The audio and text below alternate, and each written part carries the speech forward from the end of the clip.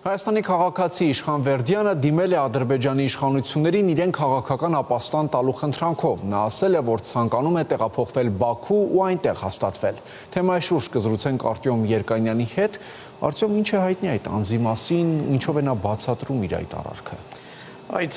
Իշխան Վերդյան կոչվող անձնավորությունը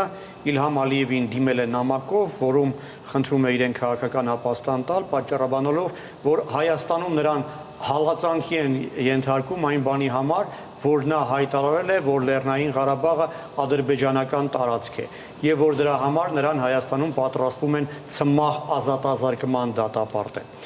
Տարօրինակ է, նախ Հայաստանի վարչապետն է համարում, որ Արցախը Ադրբեջանի տարածք է եւ դրա համար նրան ոչ մեկ ցմահ ազատազրկման չի դատապարտում։ Երկրորդը, որտեղից իրեն ինֆորմացիա, որ իրեն ցմահ ազատազրկման են պատրաստվում դատապարտել, սովորաբար դա դատարանն է որոշում, հա։ Եվ երրորդը, ոնց ես հասկանում եմ, այդ անձնավորությունը վաղուց արդեն գտնվում է Հայաստանի տարածքից դուրս եւ այն էլ մի երկրում, որտեղ նա Հայաստանի իրավապահների համար անհասանելի է։ Ադրբեջանում այդ անձնավորությունը ներկայացնում են որպես ակտիվ հասարակական գործչի, ակտիվիստի, հրապարակախոսի, ով պայքարում է հայ եւ ադրբեջանցի ժողովուրդների միջև խաղաղության եւ հաշտության համար, ինչի համար եւ հալածվում է Հայաստանի իշխանությունների համար։ Իրականում այդ մարդը որևէ բանով աչքի չի ընկել, մինչեւ այն պահը, այն առաջին իր հրապարակային հայտարարությունը, որը 21 թվականին էր արել եւ հայտարարել էր, որ Ադրբեջանի իշխանությունները պետք է օգնեն Հայաստանի իշխանություններին ազատելու Հայաստանը Ռոբերտ Քոչարյանից եւ Սերժ Սարգսյանից։ Դրանից հետո արդեն սկսել է ժամանակ առ ժամանակ բավական ակտիվ հանդես գալ հայտարարություններով, որոնք ակնհայտորեն համընկնում էին Ադրբեջանի այսպես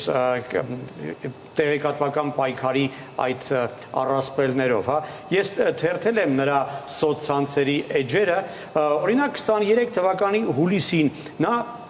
գրում է, բառացիորեն մեջբերում եմ նրա խոսքերը, ատում եմ ինքս ինձ համար, քանի որ հայ եմ, կցանկանայի թուրք ծնվել։ 2024 թվականի հուլիսին այդ Իշխան Վերդյան կոչվող անձնավորությունը գրում է, որ երազում է գնալ Բաքու եւ այնտեղ հաստատվել։ Այս տարվա փետրվարին գրում է, որ Հայաստանը պարտավոր է կատարել Ադրբեջանի այդ պարտադրանքը եւ փոփոխել սահմանադրությունը։ Դե կարելի էր համարել, որ այդ մարդը պարզապես այսպես խելապակաս է, բայց ավելի հավանական է, որ նա պարզապես գործում է ադրբեջանական հատուկ ծառայությունների թերադրանքով եւ կատարում է բոլոր այն հանձնարարականները, որոնք իրեն տալիս են Ադրբեջանի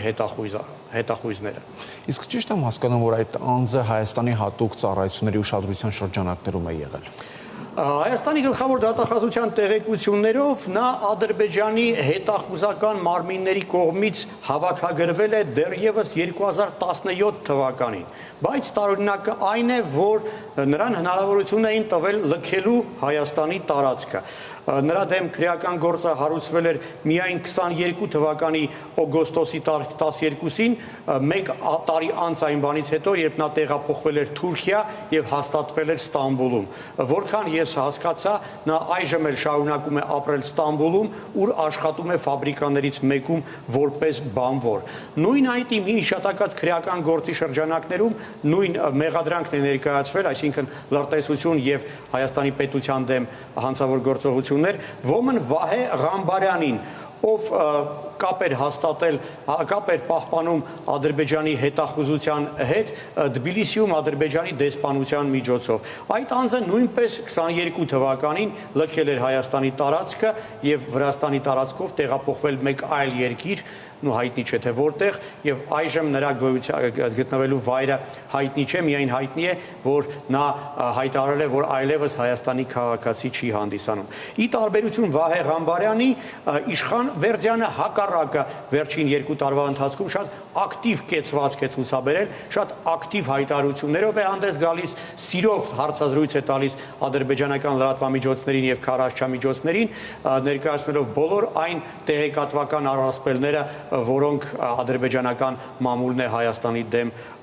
օգտագործում։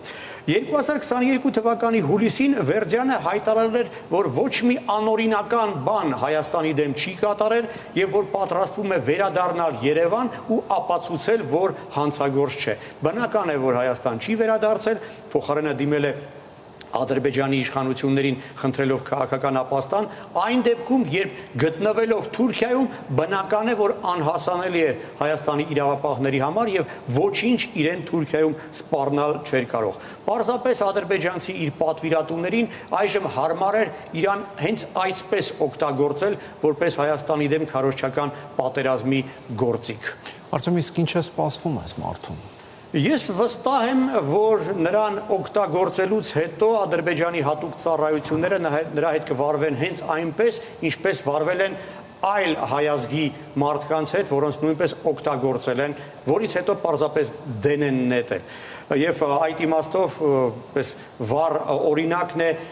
Հայաստանի նախկին քաղաքացի Վահան Մարտիրոսյանի պատմությունը, ով հավաքագրվել էր հատուկ ծառայությունների կողմից, տեղափոխվել էր Բաքու եւ այնտեղ Ադրբեջանի հատուկ ծառայությունների պատվերով ստեղծել էր խաղաղության պլատֆորմ կոչվող, այսպես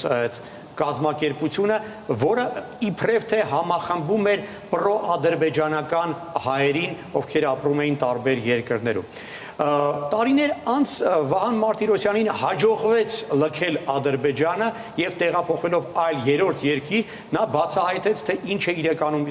տեղի ունեցել, թե ինչպես էին նրան խաբել Ադրբեջանի հատուկ ծառայությունները, թե ինչպես էին նրան